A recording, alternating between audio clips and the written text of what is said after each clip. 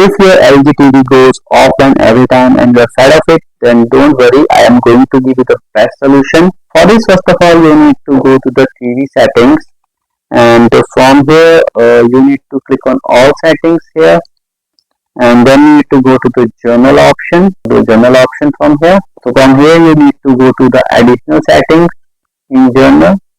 Just press on additional settings, scroll down, quick start option is showing here, so you can just turn it off once, quick start, and see whether this issue get resolved or not. And if it does not resolve, then you can move to the other steps. The next step is to check your internet connection, router and plug-in cable. So make sure that everything is working fine for you.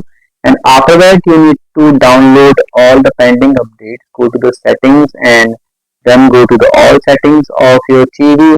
And from here, you can download the pending updates. Go to the support option. You can see software update is showing. Just tap on this and update all the software. After that, you need to go to the bottom. You can see reset to initial setting. Make sure to reset your TV only after following all the steps. Make sure to restart your PC and check whether this issue get resolved or not. And if you face any problem, you can comment below and I will definitely give you reply.